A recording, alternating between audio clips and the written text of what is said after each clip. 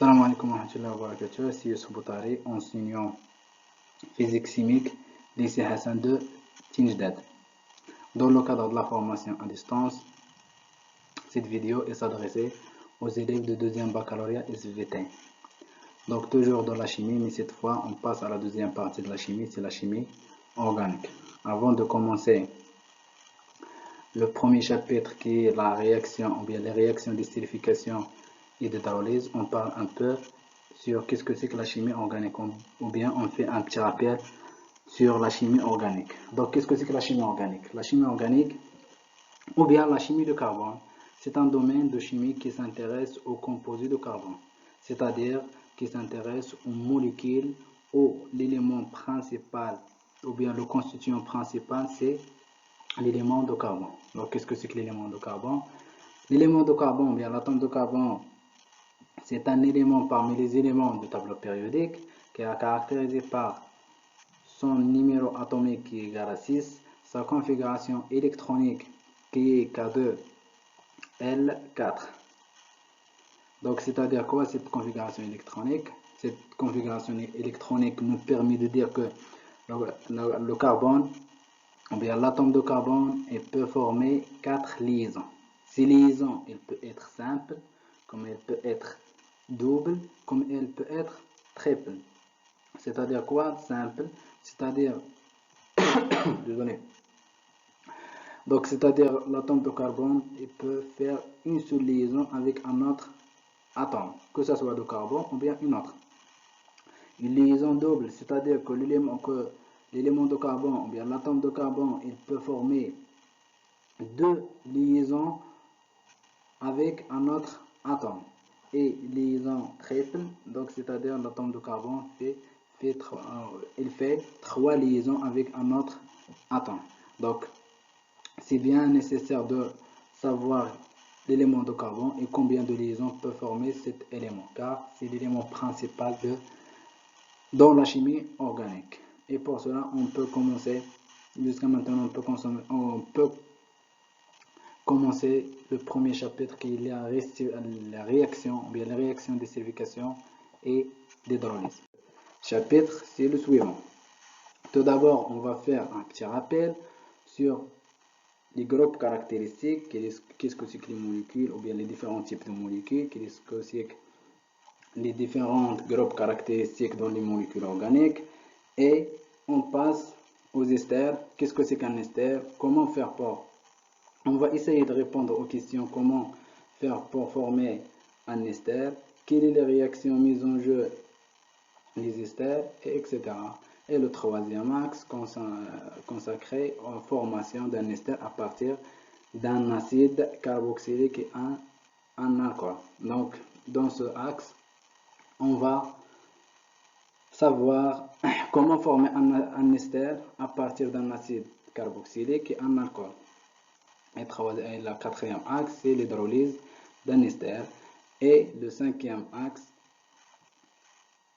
est l'équilibre chimique d'estérification hydrolyse. Et finalement, on va faire le contrôle de l'évolution d'un système. Donc, on commence par un rappel sur les groupes caractéristiques. Donc, il existe plusieurs groupes caractéristiques. On peut distinguer le groupe caractéristique de l'hydroxyde de molécules OH. Toutes les molécules qui contiennent ce groupe caractéristique, elles s'appellent les alcools. C'est-à-dire chaque molécule qui contient le groupe caractéristique OH, elle fait partie à la famille des alcools.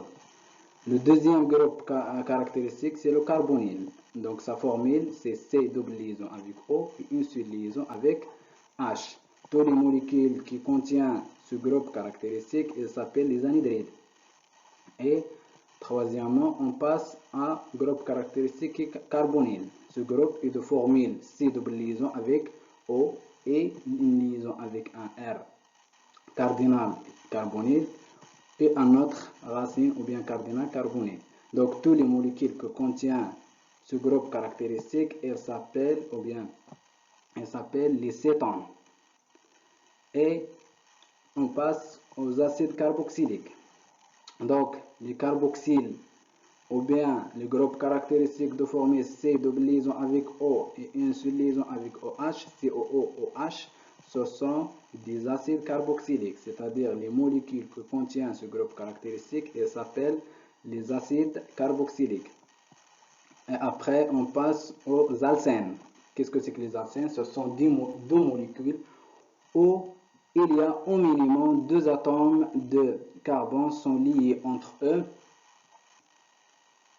avec une double liaison, c'est-à-dire C fait une double liaison avec une autre C, un autre atome de C. Après, on passe aux esters.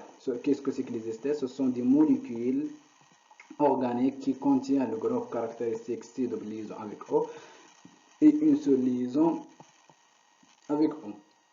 Donc les esters, ce sont des molécules qui contiennent le groupe caractéristique d'ester. Et les amines, ce sont des molécules qui contiennent l'amine, c'est l'atome de l'hydrogène, de nitrogène ou bien de l'azote. Et finalement, on finit ces groupes caractéristiques par les groupes caractéristiques des amides. Qu'est-ce que c'est que les groupes caractéristiques des amides? Ce sont des molécules qui contiennent bien sûr le groupe caractéristique C double liaison avec O et une seule liaison avec N. Donc voilà la plupart des groupes caractéristiques. Mais dans ce chapitre, on va faire un rappel sur trois groupes caractéristiques. Le groupe caractéristique carboxyle-hydroxyle qui caractérise les alcools, les molécules d'alcool, et le groupe caractéristique C, double liaison avec O, une seule liaison avec OH qui caractérise la famille acide carboxylique, et finalement on va attaquer le groupe caractéristique C, double liaison avec E et une seule liaison avec O bien sûr, qui caractérise la famille des esters. Donc on commence par les alcools. Qu'est-ce que c'est que les alcools? Ce sont des molécules qui contiennent le groupe caractéristique d'hydroxyde, c'est-à-dire qui contient la molécule OH. On peut tirer jusqu'à trois types d'alcool: un alcool primaire, un alcool secondaire et finalement un alcool tertiaire. Donc qu'est-ce que c'est qu'un alcool primaire? Donc c'est un alcool où le carbone fonctionnel fait une seule liaison avec un radical. C'est-à-dire quoi le carbone fonctionnel? Le carbone fonctionnel, c'est le carbone qui fait une liaison avec le groupe caractéristique. Quel est le carbone qui fait une liaison au groupe caractéristique? Voilà ce carbone. Le carbone là, il fait une liaison avec le groupe caractéristique OH.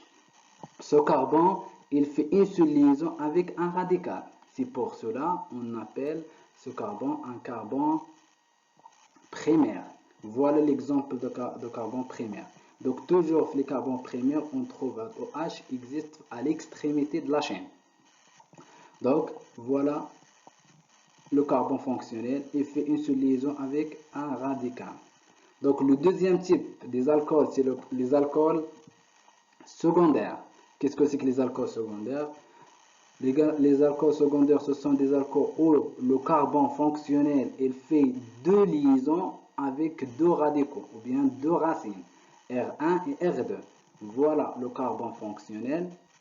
Il fait une liaison avec R2 et il fait aussi une liaison avec R1. Donc, un exemple de carbone secondaire. Voilà le carbone, voilà plutôt la molécule, voilà le carbone fonctionnel. Le carbone fonctionnel, c'est le carbone numéro 3. Il fait une liaison avec ce racine qui contient CH3 et CH2 et il fait une autre liaison avec un autre racine ou bien avec un autre radical qui contient CH2, CH2, CH3. Et le troisième type de carbone, des alcools plutôt, ce sont les alcools tertiaires. Donc, qu'est-ce que c'est qu'un alcool tertiaire? C'est un alcool où le carbone fonctionnel est fait trois liaisons avec trois radicaux, ou bien avec trois racines. Avec R1, une liaison avec R1, une liaison avec R2 et une liaison avec R3. Un exemple. Donc, voilà le carbone fonctionnel Pourquoi ça, on voit le carbone fonctionner? Parce qu'il fait une liaison avec OH.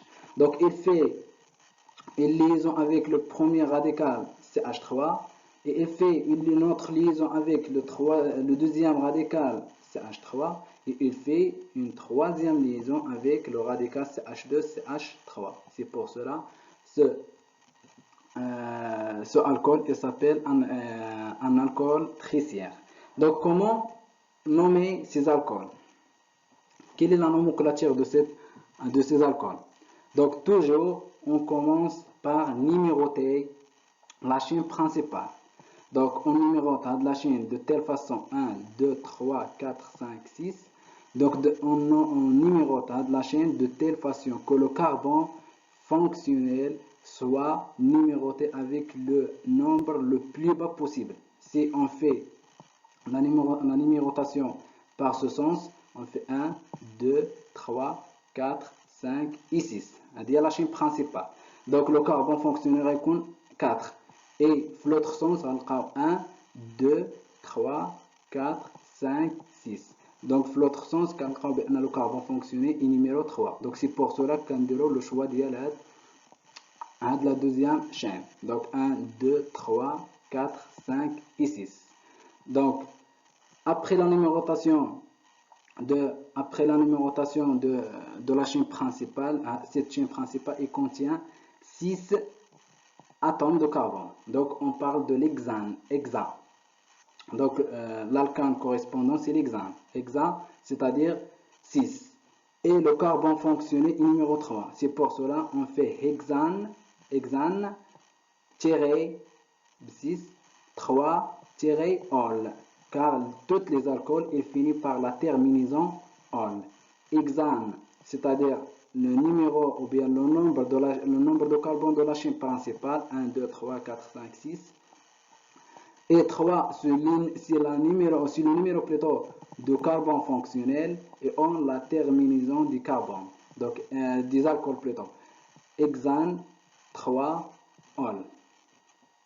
Pour nommer ça, on commence par le carbone fonctionnel 1, 2, 3 et 4. Ou bien 1, 2, 3 et 4. C'est les mêmes. Donc la chaîne principale contient 4 atomes de carbone. Donc on parle du butane. Car on commence, le premier c'est le méthane, le deuxième éthane, le troisième propane et le quatrième butane, le cinquième pentane, le sixième hexane et le septième heptane, le huitième octane, neuvième nonane et le dixième décane. Donc 1, 2, 3, 4, la chaîne principale elle contient 4 atomes de carbone, donc on parle de butane. Mais cette chaîne principale elle contient aussi un racine ou bien un radical. Quel est ce radical? C'est un radical de méthyle. Donc on fait le carbone qui contient le radical et le carbone numéro 3. Donc on fait 3 méthyle,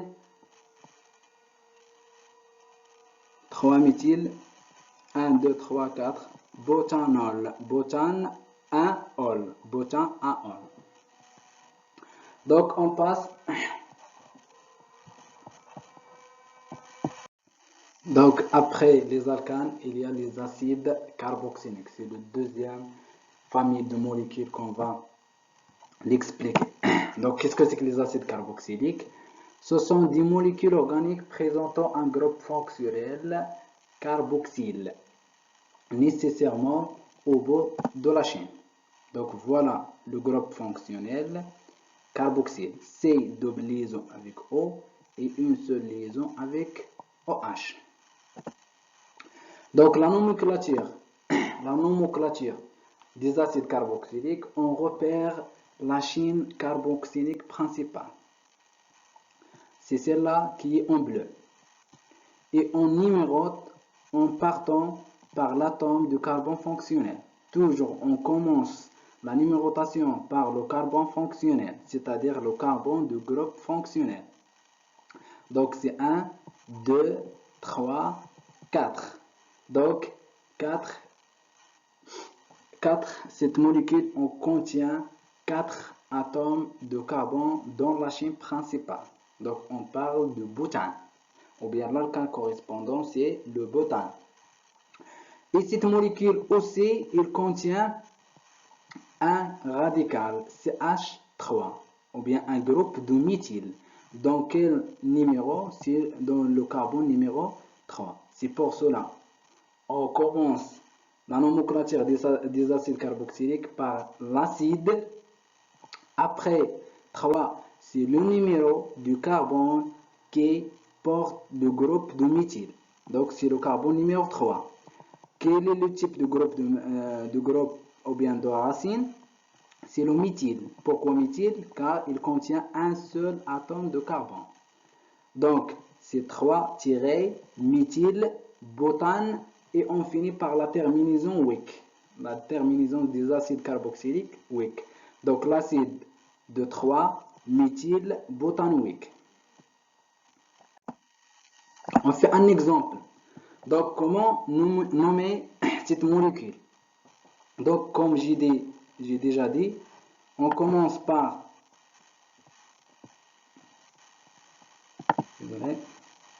donc comme j'ai déjà dit, on commence par le carbone fonctionnel. Donc le carbone qui appartient au groupe fonctionnel. Le groupe fonctionnel c'est C, double liaison avec O et une seule liaison avec OH.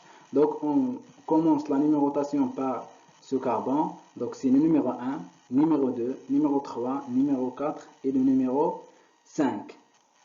Ou bien 1, 2, 3, 4, 5. Donc les deux chaînes, ils comportent 5 atomes de carbone. Donc la chaîne d'atomes principal, la chaîne principale elle contient 5 atomes de carbone. Donc on parle de pentane. Donc l'alkane correspondant c'est le pentane. Cette molécule il contient aussi un radical ou bien un racine. Donc c'est un groupe de méthyle.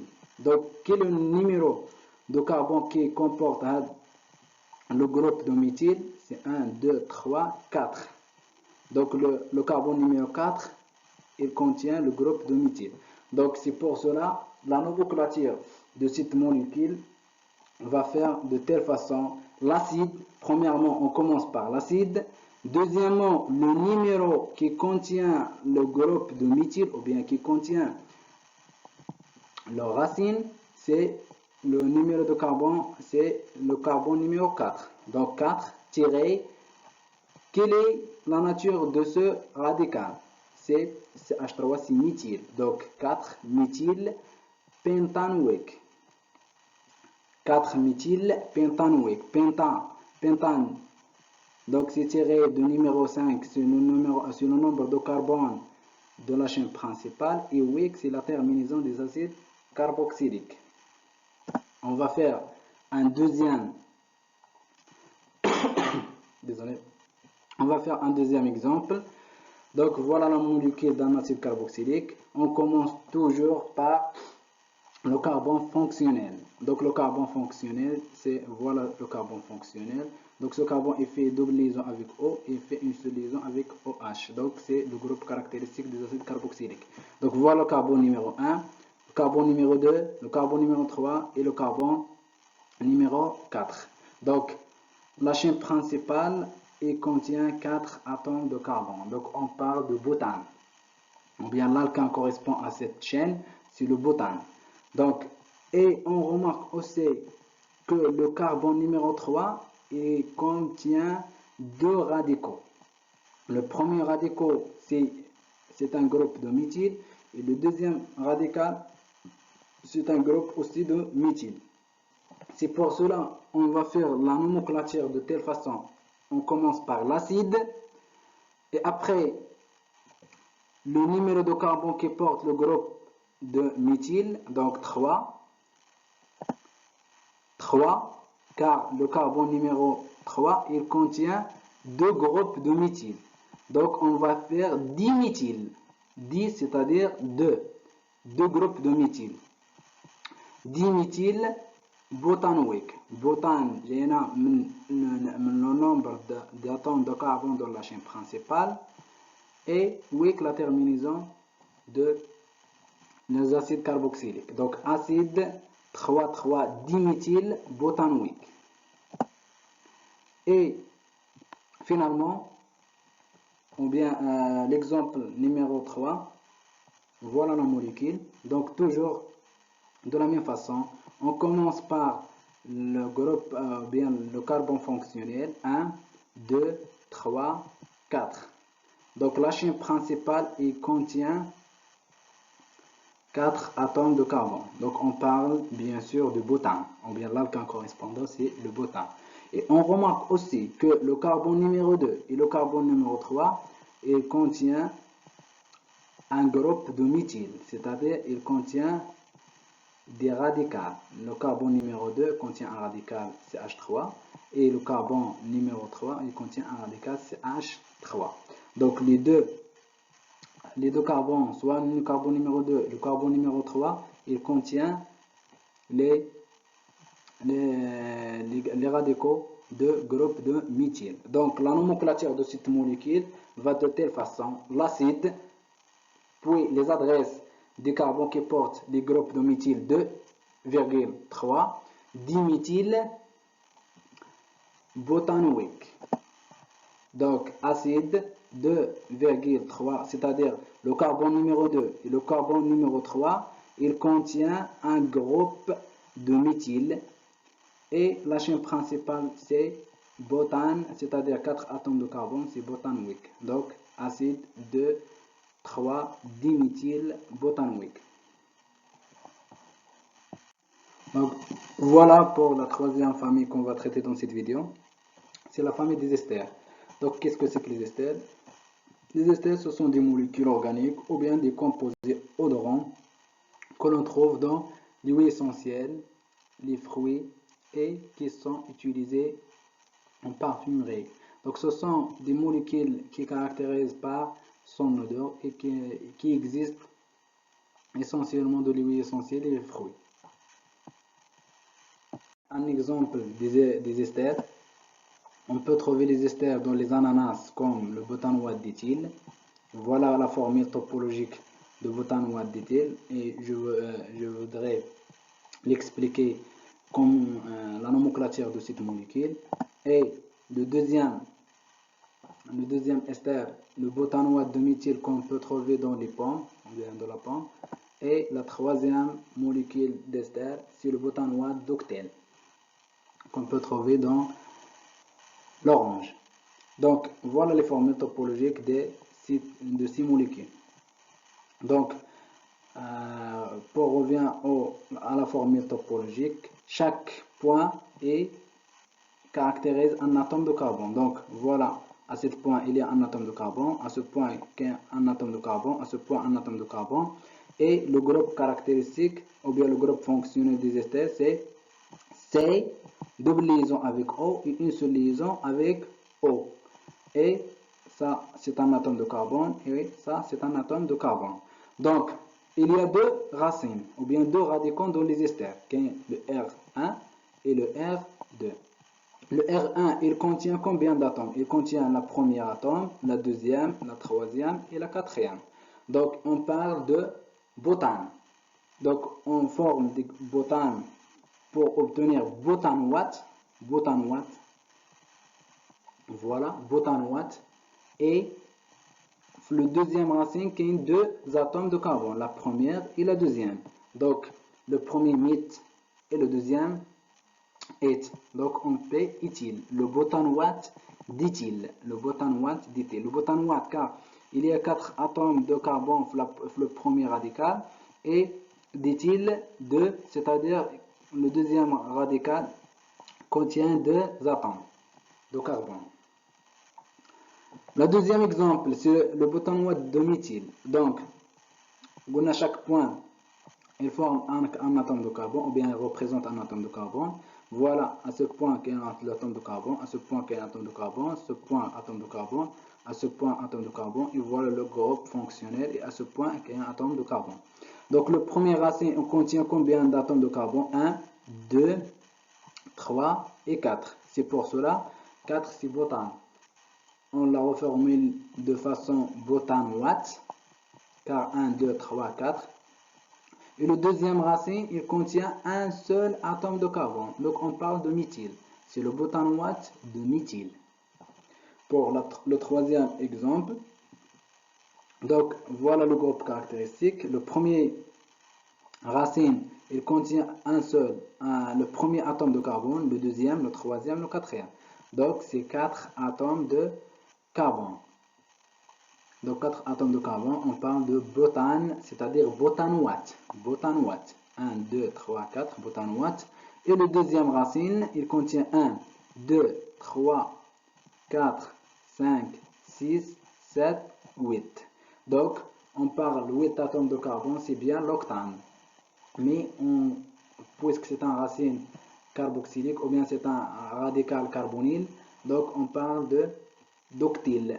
Butanoate d'octane. Oct, c'est-à-dire 8 atomes de carbone, et il, puisque c'est un groupe carbonyle, ou bien c'est un racine carbonyle, ou bien radical carbonyle. Donc, il finit par la terminaison il, YLE, butanoate d'octane. Donc voilà pour cette vidéo et on va le retrouver Inch'Allah dans la prochaine partie ou bien la deuxième partie et à la prochaine.